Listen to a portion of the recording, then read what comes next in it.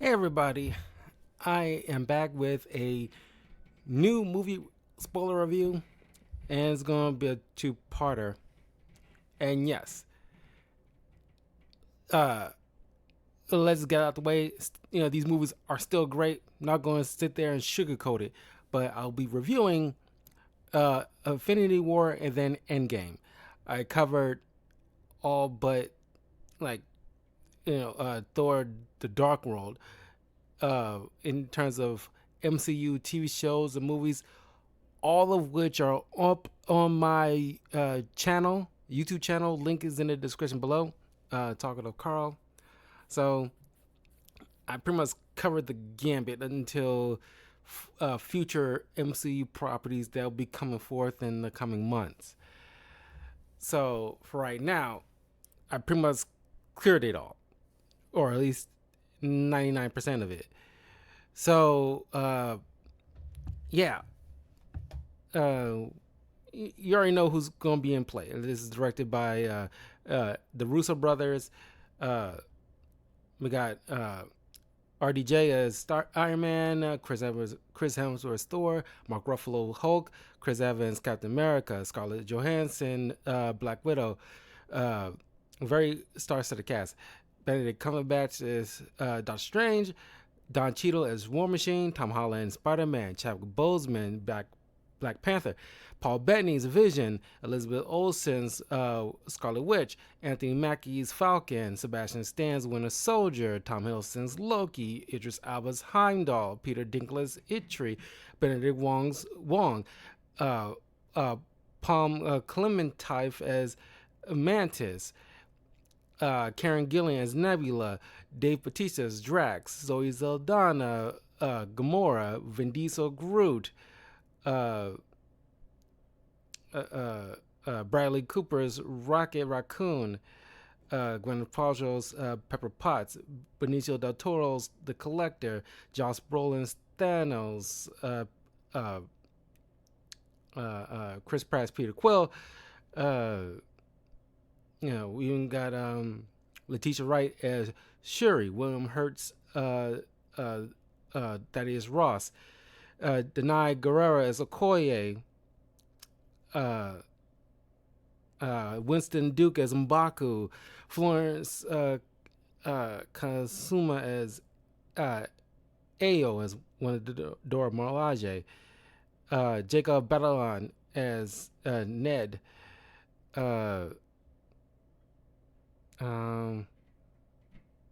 Samuel Jackson and Kobe Smulders as Nick Fury and Maria Hill. Then we got for the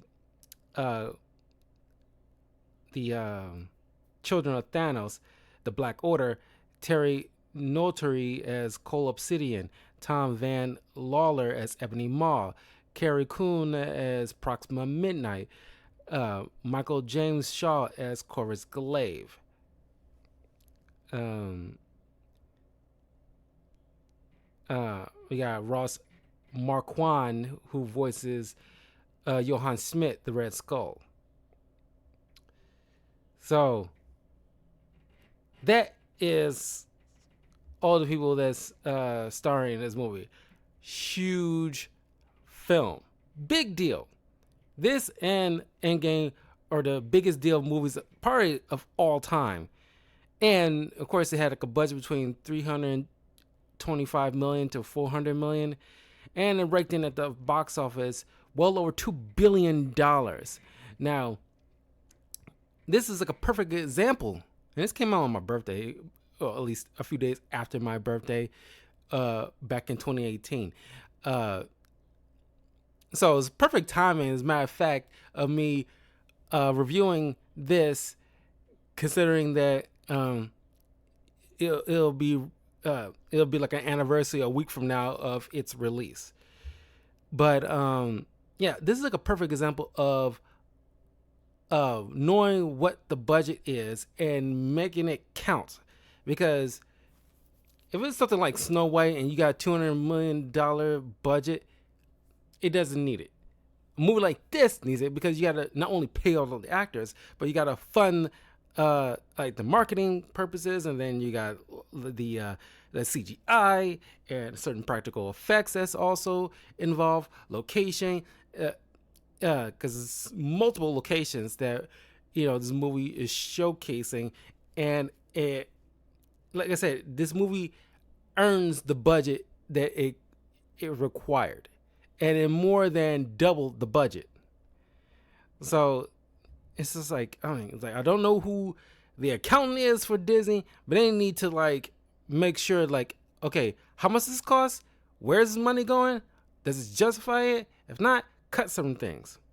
Anyway, like we left off with, I'm glad I did Thor Ragnarok before I started this, because the way it ends, this movie starts.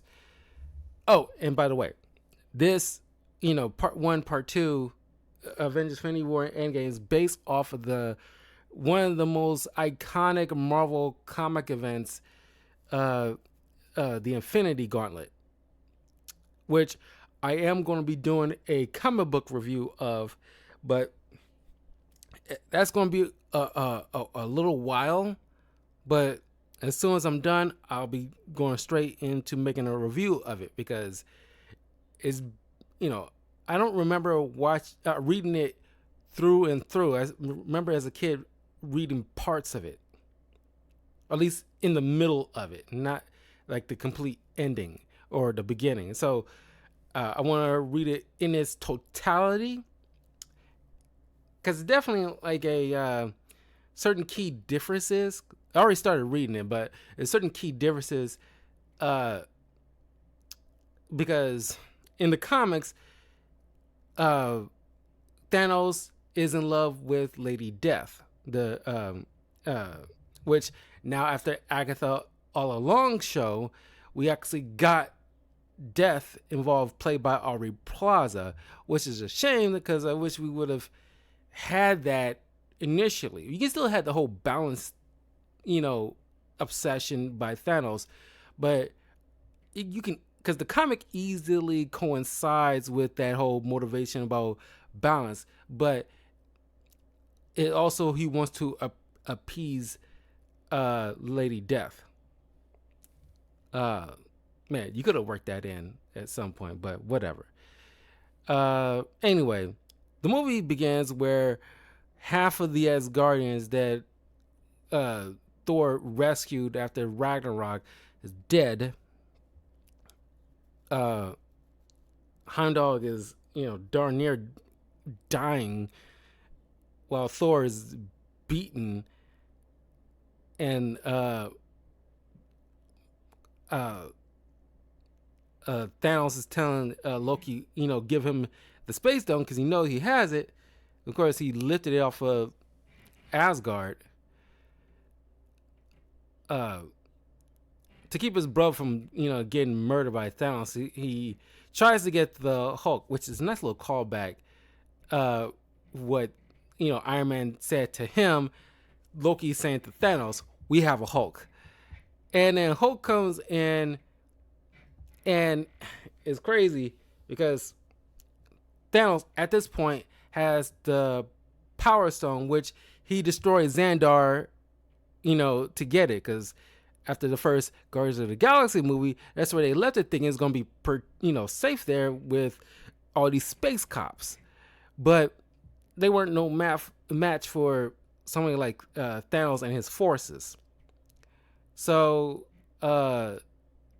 which will end up coming as a shock to the Guardians later when they show up and hear about this.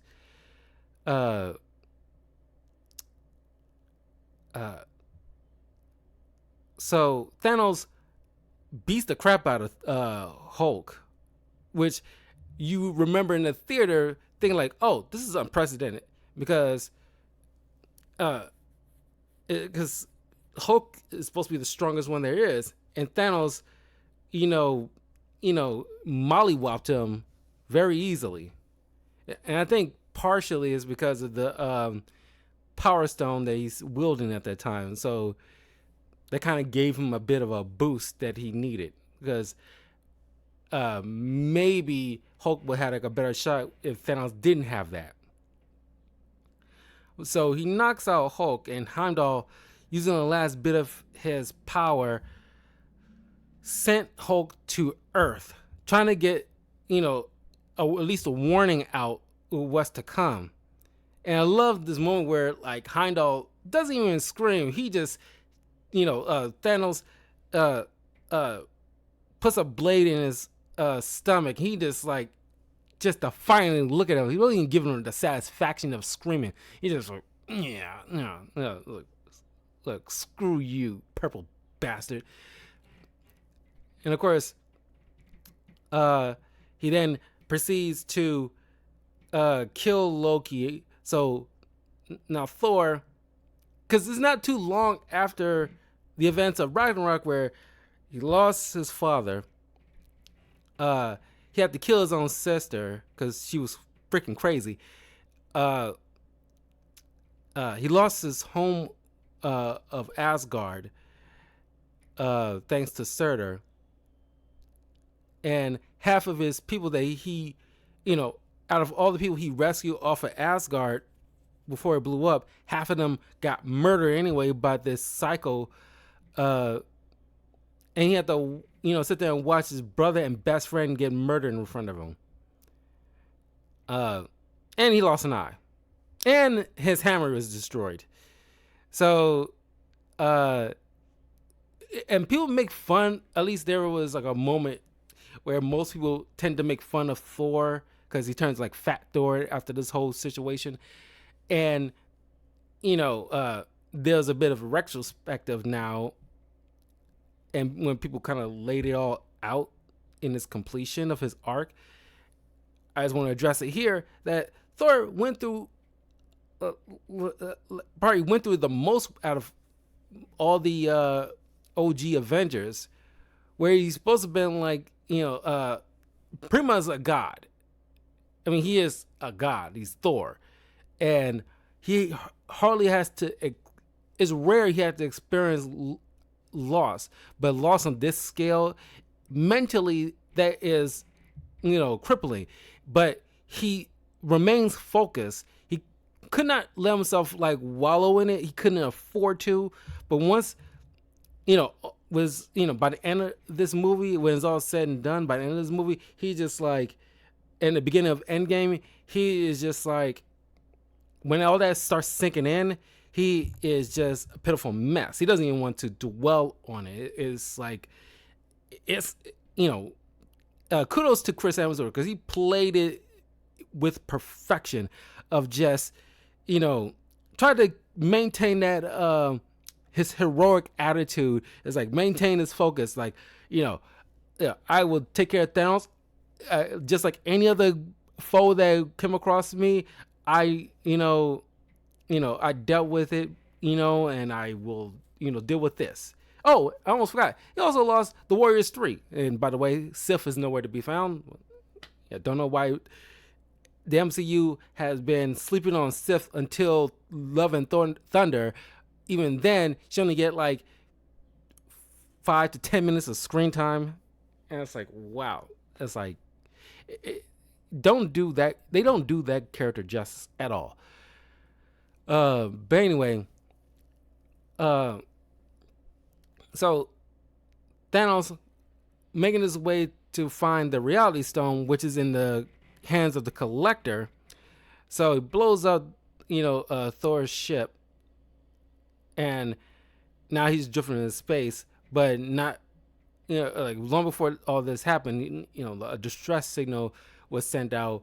The Guardians will end up picking it up and, grab him. But now we go to Earth where, unlike in the comics where it's the Silver Surfer that crashed into Doctor Strange's home, it's the Hulk who lands in his home and warns Doctor Strange and Wong Thanos is coming. And so Doctor Strange, picks up Tony Stark, and I love the acting in this is like, spectacular. It's like nobody's slipping at all throughout this movie. Nobody's lacking. Everybody's giving 110% in this. Just to see the way Mark Ruffalo is playing it, where he's finally seeing Tony after a few years being gone since the events of Age of Ultron, and he just like, seeing his friend, and he's like probably darn near driven to tears. He saw, so much destruction and death in such a short period, and he's just like, he needs his friend, and he just cradles into his arms. It's like, and Tony's like, "Whoa, Bruce, what's going on?" So they have to explain about the Infinity Stones, where in the comics they call it the gems, but I don't know, licensing or something or other. I grew up it being the Infinity Gems. Especially if you played the Marvel vs. Capcom video game, they're called gems. But for some reason, the movies want to consider stones. Irregardless, they explained to Tony about the birth of the gems, and each one holds the superpower of mind, soul, time, space, power, and reality. And so Thanos already has the space and the power stone, and he's making his way to find the reality stone. And since the time stone's with Doctor Strange, we need to make sure that he doesn't get his hands on that at the very least, because he needs all 6 to complete his task. Which, because people make a comment that this is more of like a Thanos movie, I can see why they think that. I just personally never, believe that. I think it's just like an ensemble piece, more so as like a Thanos centered thing. But Thanos' mission, because prior to his revelation about the stones, he goes planet to planet, takes what he needs, kills half the population, and then dips. As Bruce points out, he's like a plague. Now, once he gets his hands on the stones, he will do it in one fell swoop rather than waste time doing it planet by planet by planet, which will take forever. So, because he believes that the universe's resources are finite. Now, friends of mine pointed out they got the correct point of view, where it's like, you had all this stuff, why don't you double the resources? And now that I'm thinking about it, it's like, do every planet has the space to contain all those resources? Because let's say, like, the resources are like crops and vegetation. Do you have enough land to encompass double the amount of those particular resources just by itself? Or even something like, animals like deer that you typically want to hunt for its meat. You think like the natural, in terms of nature, can it contain double the amount of what deers are now? Let's say, like, right now, let's give the accurate look here on Google. Let's Google this. How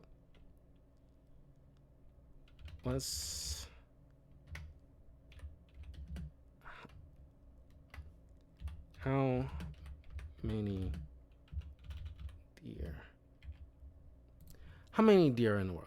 Okay, it's around 30 million deers in this world currently right now.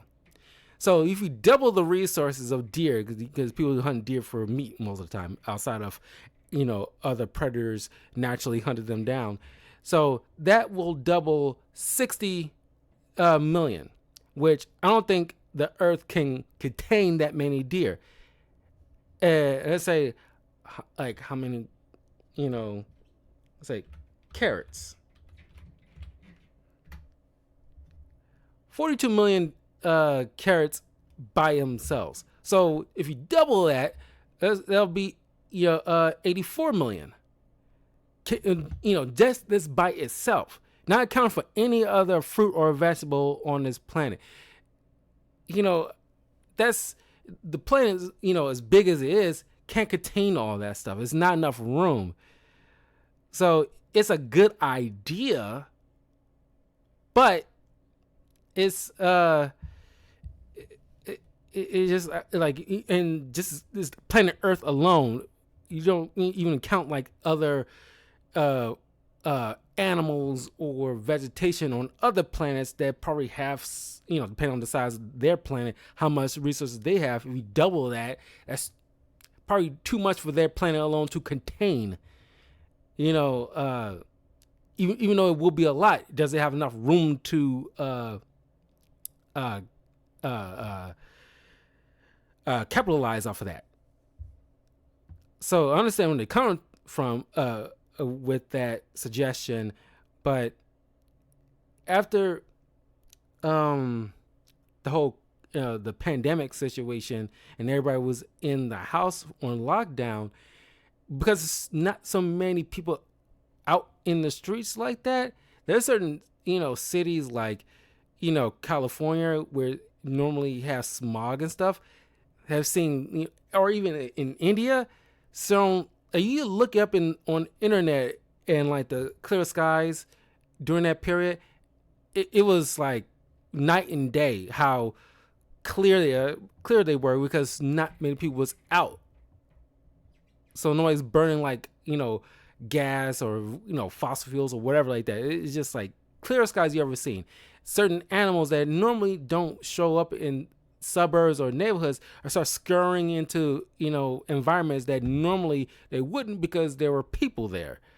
So I can't help but look back on that, because I mentioned that to my friends like a year or two after the whole pandemic situation, and I can't help but brought it to their attention. Like, do you think Thanos is kind of right? Because the fact that if you look in the real world situation, we see clear skies because not many people was on the streets, and certain animals was thriving because not many, or skirting around the areas that we haven't seen before, because people weren't on the streets like that.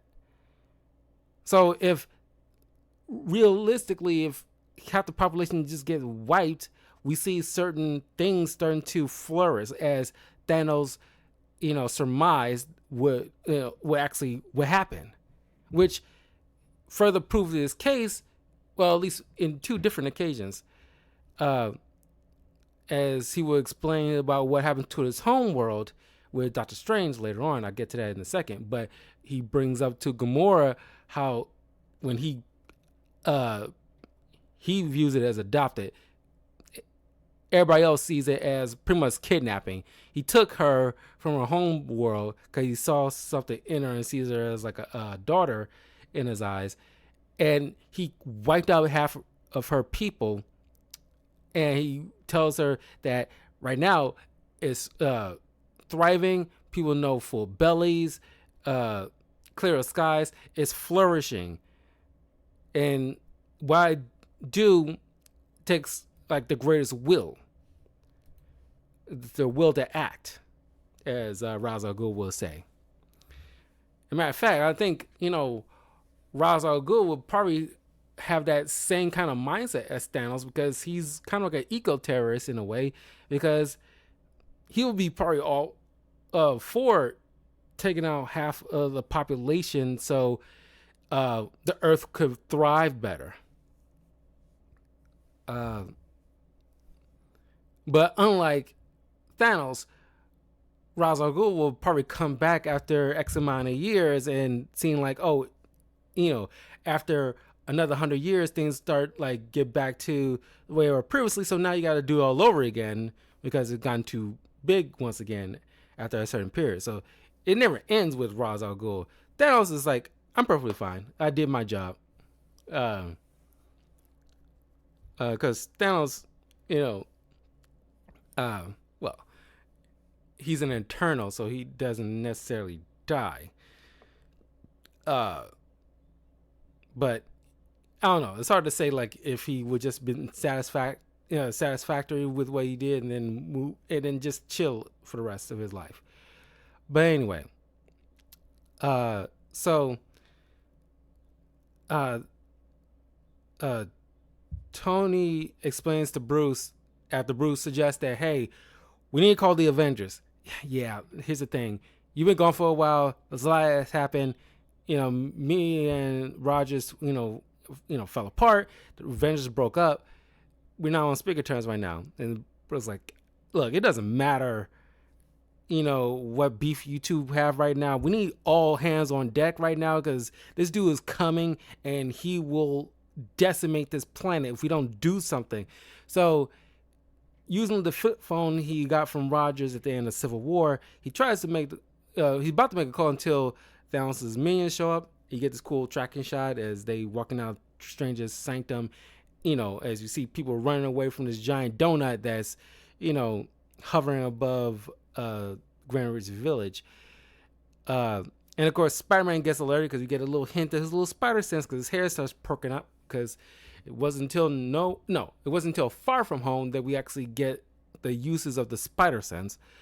But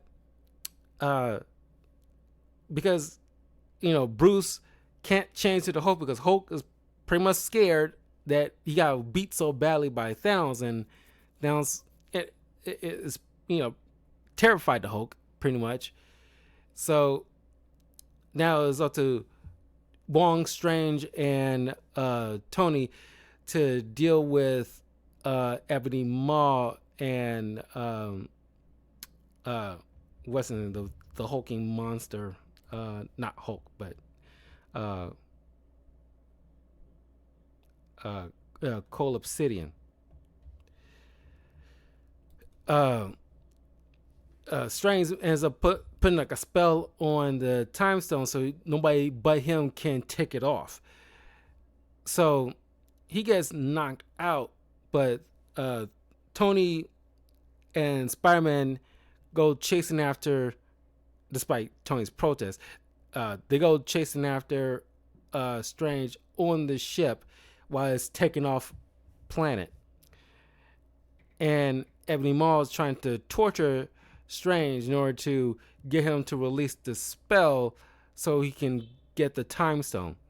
But thanks to Spider-Man's little plan utilizing the idea from the movie Aliens, blast a hole on the side of the ship to suck out Ebony Maw into space, killing him while rescuing Strange. Instead of going back to Earth, because there's already preset coordinates to head back to Thanos' homeworld Titan, Tony decides, no, we should take the fight to his planet because I'd rather not take it back to Earth where a lot of people can get hurt.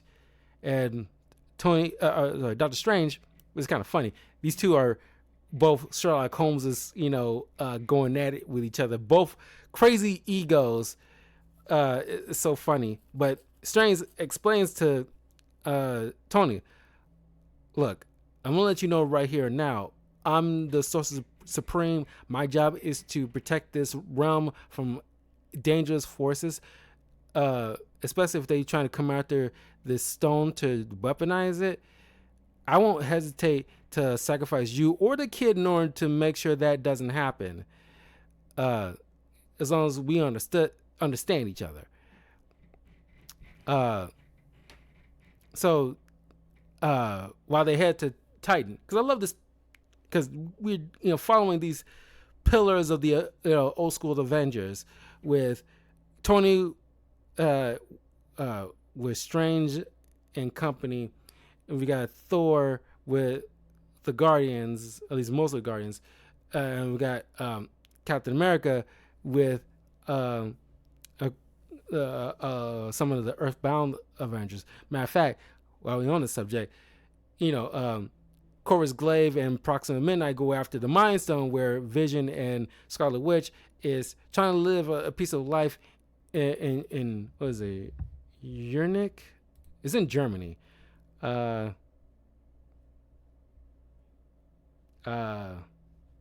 Edinburgh, Scotland. It's Scotland, not Germany. And let's be honest, like she turned that dude into like a freaking sex robot. Uh, so Corvus Glaive come out of nowhere, stabs Vision in the back, and is like messing up his ability to use his powers. So as they try to fight these two off, uh, uh, Captain America, uh, Black Widow, and Falcon show up to rescue them, and they kind of like have to put in a retreat. So they head back to Avengers compound where Rhodey disregards Ross, who wants them arrested, and it's like screw this, because they pretty much at this point acknowledge, forget the whole uh, the Sokovia Accords Superhero Registration Act thing, because it's things are getting kind of crazy. We need all the help we can get. Um, so Vision calculates, okay, in order to destroy this stone, we need something of its equal power in order to pull that off. Which, since Scarlet Witch, her power was of course, she's a mutant technically, but they didn't classify her as a mutant at this point. So she's a miracle. So she was manipulated by the power of the Mind Stone that the Hydra had at the time in Age of Ultron. So utilizing her skills, she could easily destroy the stone, but that in turn would destroy Vision by by that same path. But Vision's willing to sacrifice himself, but Rogers is like, no, we don't trade lives. So they decide to go to Wakanda, since they're the most technologically savvy people on the planet. They will have the tools necessary to separate the Mind Stone from Vision without killing Vision and keeping the best parts of Vision. So they head off to Wakanda, where they give Bucky a new vibranium arm after they dealt with his brainwashing stuff. And we get this, cool meme where Rhodey messes with Bruce, saying like, "Oh, he's a king." Like, "Oh, should I bow?" And like, we don't do that here. And it's just like just screwing with each other. You get those nice little moments where you get the joke. It's like a perfect balance of how you can play a joke without it overpowering like a serious moment. It's just it's right kind of balance that MCU has from time to time been dropping the ball with. I think it reached to critical point in Thor: Love and Thunder. But I think that's mostly Taika Waititi, to be fair. But some might argue that's just like encouraging from the studios itself. So utilizing Shuri, who's the smartest one, to try to separate the Mind Stone from Vision. Meanwhile, Thor is, with the Guardians, make another cool joke about like, "You're a dude, this is a man." That part still is hilarious. And then of course Drax gets all the hilarious moments. "I can stand very still, I'm invisible." Or "Do you want better? Why is Gamora?" Still hilarious. That is still freaking funny. The way Dave Bautista really played that, so he plays like that. What do you call that? He doesn't understand, his species doesn't understand sarcasm. So he plays it very straight. And there's certain movies where they try to do like a Drax type of character, and it feels forced and it doesn't play organically, because if when you see like a movie with like a character that's trying to be like a Drax, where doesn't understand sarcasm or idioms or things of that sort, so they take things very literal. And it's like, sometimes when I look at things like that, it's like, okay, I get what you're trying to do. You're trying to do a Drax thing. Now, to be fair, to play devil's advocate, it's not like the first time where you get something like a person who takes things too literal and is plays brilliantly. I think it's just the way they or James Gunn and then the Russo brothers, the way they had Drax. They did it so organically, and Dave Bautista acted it so well. Now it's pretty much synonymous with him.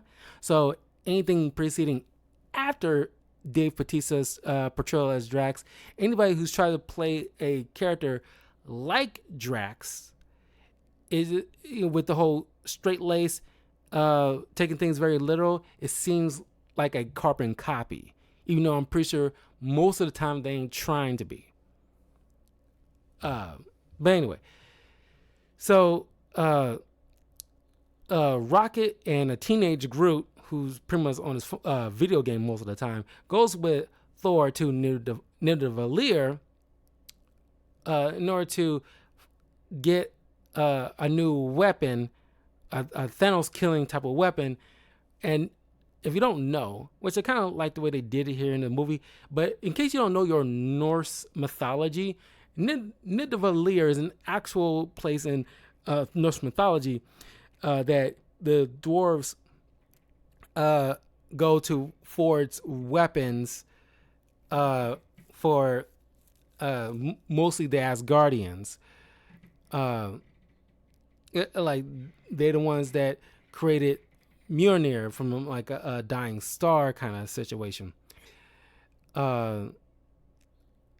But here is like a actual giant forge surrounding a small star or sun, and to Thor's surprise, is dead and shouldn't be. It is always going. It hasn't been dark since its first creation. So when they get there, they find Itri, who's the only dwarf there, who's a survivor after Thanos. Before he starts chasing after the stones, he went there, forced Itri to forge him a gauntlet so it could have the capability of holding the stones. He only did it under duress because Thanos threatened to kill his people that was there.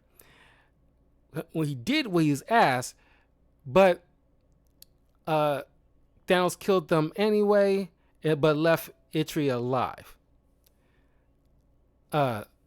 So Thor, with the assistance of Rocket, got the force working again. And we get to see, Chris Hemsworth's workout routine and flexing his giant muscles. Restarted the star in order to form the Stormbreaker axe, which is like a real weapon in Marvel Comics, but it was wielded by another Thor supporting character called crap, I'm blanking on the freaking name. Just had it just this doggone second and just lost it. Beta Ray Bill, who's kind of like a horse humanoid alien that in the comics also was worthy of lifting Mjolnir because he's a very noble creature.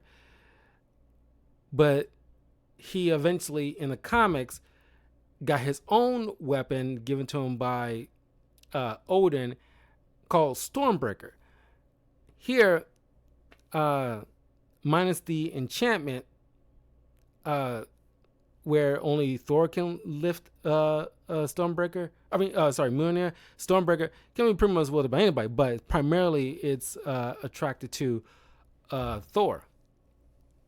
But thanks to Groot, who watching from afar and realizing, kind of getting his mind off the video games, seeing like, everybody's like really working hard and things like, getting serious. And he's kind of like when a kid, gets to a particular age where he's kind of stop thinking about himself and realizing there are people outside of him that has struggles and, personality and wants and all this other stuff. And it's like, taking a very adult move right there, use his arm to form a handle for the axe, cuts it off so it has a handle so it can revive Thor after getting seared by this sun to try to get the forge started.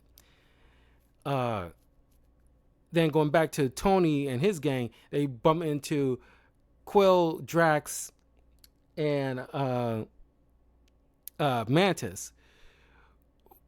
After a brief scuffle, they realize neither one of them are working for Thanos, and they all want to take out Thanos.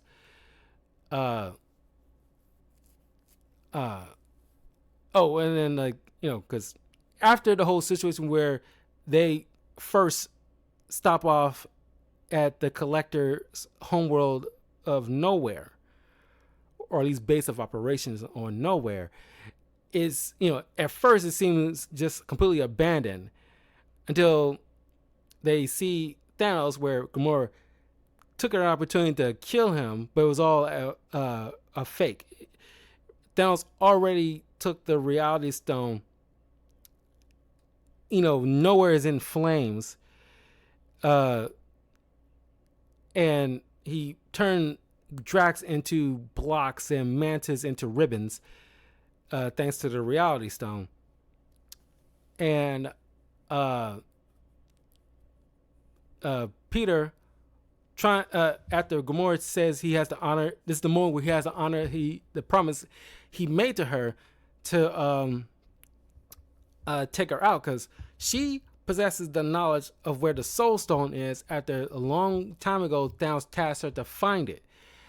But realizing what a monster he is, she decides to keep that knowledge to herself because he needs all 6 stones in order to complete his mission. Without access to the location for the Soul Stone, it's all useless. All this will be pointless. He'll be lesser than, and therefore still somewhat beatable. But we get this moment where Thanos puts Gamora in front of him and goes Peter to go ahead, take the shot, do it. And it's very Marvel vs. Capcom. People point that out. Peter, after telling Gamora he loves her, pulls the trigger, and it's like, God, he was willing to make that ultimate sacrifice, against everything he truly believed in. What comes out is a number of bubbles, and people point out because if you play Marvel vs. Capcom, Thanos had this move where he sends out kind of these bubble things as some kind of move, and I can't remember if it's got something to do with the stones or something like that in the game, but people make that kind of point, and I can't help but laugh. I was like, that, I don't think it was intentional, but it's kind of fun to think about that the Russos probably had that deep lore knowledge that something with Thanos and the bubbles in the game had a synergy to it. It's it's like poetry, it rhymes. Kind of happy accident. This say it's like a happy accident. And Thanos kind of like a father who's kind of approving of the guy his daughter took a liking to, and it's like, I like you, kid. it's like you got to smile like a proud dad. It's like, yeah, I kind of like this one. And then he dips off with the Space Stone back to his ship, where he shows Gamora that he has Nebula torturing her in order to get her to reveal the location of the Soul Stone. So they end up going to Vormir, where we see, after so many years, Red Skull, who's been there and now as a herald to this Soul Stone, where he has his knowledge of, when he see people, he knows their names and who the parents are and stuff like that. And kind of shocked that he when you see Gamora, it's like daughter of Thanos. It's like you don't technically it's like an adopted thing, but you don't point out the biological mom. It's like I guess F her, I guess. But he mentions that this stone is in particular very unique. Many people come to claim it, but no one's able to actually retrieve it because in order to get the soul stone, it requires a sacrifice, a soul for a stone, a soul for a soul, and you have to sacrifice someone you love in order to claim it. So Thanos takes Gamora and with tears flowing, legit tears flowing, knowing that he, even above a daughter he loves, he put his mission above even that. Because as he put it earlier, you know, the greatest sacrifices require like the strongest wills. And he, you know, say what you will, he stayed true to his beliefs down to the letter. He throws Gamora off the cliff, killing her, and requiring the Soul Stone. We get the first, you know, our introduction to the actress Ariana Greenblatt as a young kid, as a young Gamora in this film. He got the Soul Stone, so he makes his way to his homeworld Titan, where he realized there is a con for me because I don't know how he come to. Maybe it's the stones that have some kind of beacon toward them, so they kind of can't help but track each other. But it, because initially it's like, man, like how does he know where to go, where the next stone will be?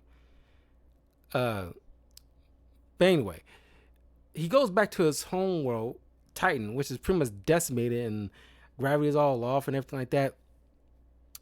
Before he does, we see Tony and the others trying to formulate a plan, and of course, Tony and Spider-Man are kind of like, you know, confused on how, you know, Peter Quill operates, and dealing with that attitude because he's kind of like an idiot. But the way the Guardians handled certain things so out of their wheelhouse, but have to work with them though. But they take notice to Doctor Strange, who uses the Time Stone to peer into over 14 million different possibilities on how to deal with Thanos and win. And he explains to them, appeared in all these 14 million possibilities, we only win one of these. And I remember in the theater how devastating that sounded. People like, you know, mumbling. It's like, oh my God, one, only one ones. And how does that play out? So after formulating a plan, Thanos shows up and confronts Doctor Strange. And he explains to Strange that when he grew up here, he came to understanding that even though we were an advanced race, our resources were growing finite, and he offered a solution to randomly and indiscriminately kill half of their own population, young and old alike, poor and rich alike, randomly, you know, pretty much annihilate half of them. And they call him they call him Mad because he's known as the Mad Titan. And Doctor Strange thought that was just disgusting. It was like, you know, that was your conclusion. You're so willing to just go that route in order to help people. And I was like, dude, you're freaking warped. So they begin to ambush him to try to keep his hand from, you know, activating the stones with his gauntlet and try to remove it. And thanks to Mantis, who keeps him under, they come to realize, and Nebula shows up too, they come to realize he must have killed Gamora because he left with her without the Soul Stone. Now he's back with the Soul Stone, but without her. So it only lead to one conclusion. So Peter Quill snaps, and a lot of people could not stand Chris Pratt for a long time because of that move. Uh, so uh, Thanos got free. He ends up mortally wounding Tony in order to keep him from killing him. Strange offers up the Time Stone, and he leaves to Earth to collect the last one, the Mind Stone. And he tells uh, uh, uh, Tony was like it was the only way. So he didn't get into full detail about it, but a lot of people after the movie quickly surmised this is part of Doctor Strange's the plan he saw. Out of the 14 million, this is the only route that it need to be taken, because initially you will think it's contradicting what he said earlier to Tony about willing to sacrifice him and Spider-Man in order to keep the stone out of Thanos' clutches. But other people think like, okay, that's probably partially he did this because he's a doctor. He's not willing to like let somebody die on his watch. So it was pretty much all bluster, but when it pushed came to shove, he wasn't willing to let somebody die on his watch like that. But it probably helped that it also coincided with all that 14 million possibilities. This is when it had to be taken. So Thanos ends up showing up on Wakanda where the Mind Stone is. This is where Steve, T'Challa, M'Baku and his forces, and the Dora Milaje, and all the other Wakandan forces, along with Bucky and Bruce in the Hulkbuster, the Scarlet Witch and Black Widow, they all take on Proxima Midnight and Cole Obsidian and all these other minions. And it's fun to see Captain America and Black Panther, two of the super soldiers, lead the charge, and they just booking it ahead of everybody and just getting the first licks in. And while they're trying to take down all these minions, they kill Proxima. Scarlet Witch goes into the fray, kills Proxima Midnight, and Corvus Glaive gets killed. Oh, War Machine and Falcon's also there, but before they got completely overrun, Thor, Groot, and Rocket shows up, and you hear the whole Avengers theme song, and you hear that whole hold on. Hopefully you guys can hear this, but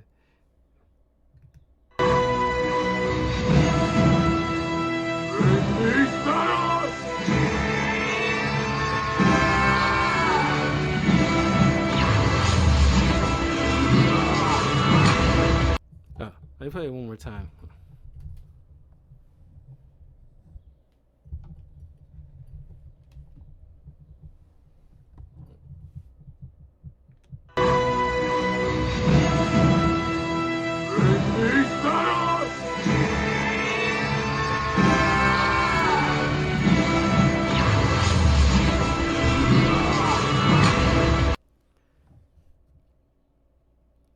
So yeah, comes in like the god he is, and start decimating all those forces. And of course, you get probably the one crappy CGI in this where Bruce's head is popping out of the Hulkbuster armor he was using, because Hulk's not helping right now. And as crappy as it looks, if there is gotta be one crappy thing out in this entire movie, if it's that, fine. I think we can let that one slide. But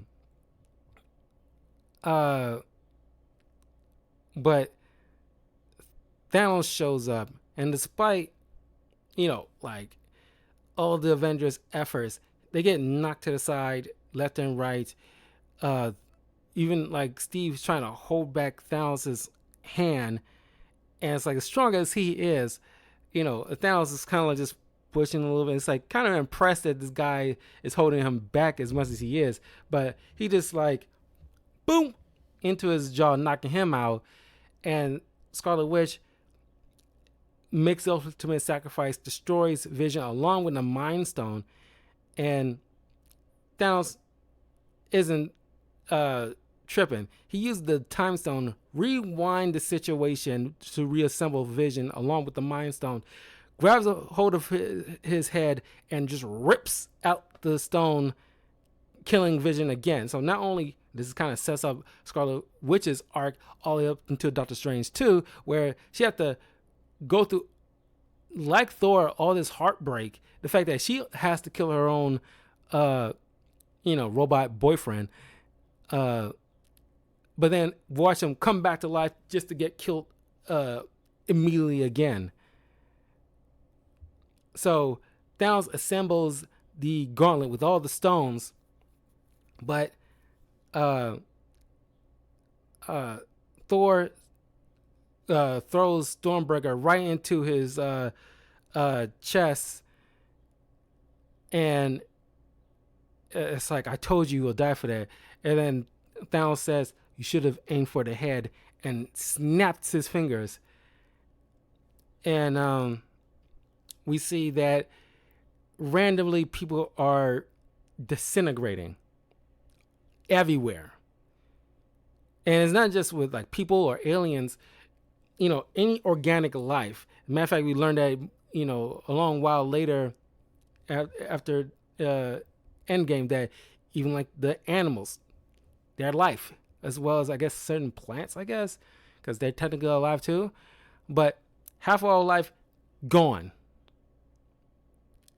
And it's decimate. As a matter of fact, a lot of young kids who went to see this movie lost their minds. They crying, they're like distraught. A lot of kids probably needed therapy after this. Matter of fact, I surmise that this movie had probably the largest death toll in cinematic history, because I don't know any other movie that literally killed this many people. Aliens, humans, animals, half of them all gone. And Thanos just dips out. So it was one by one, starting with Bucky. That